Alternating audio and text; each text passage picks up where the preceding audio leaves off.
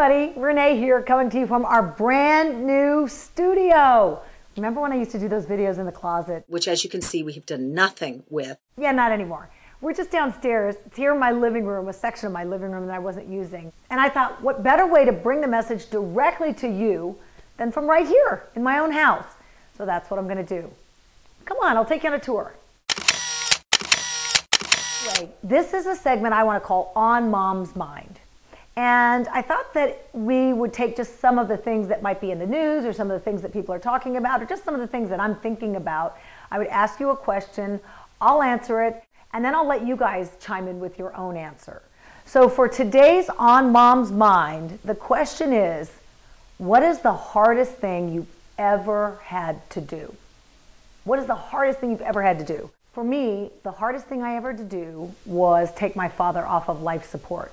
When I was in my early 20s, my dad had a massive stroke and he ended up on life support. And it was one of those situations where he just wasn't getting any better. He wasn't going to get well.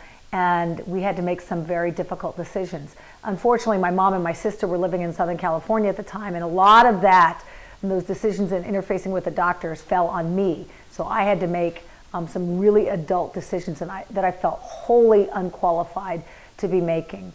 As it turns out, my mother and sister came up from Southern California. We were in Northern California at the time. And we made the decision together to go ahead and remove him from life support. And he died a couple of days after that. So I would say that was probably the most difficult thing I ever had to do. What about you?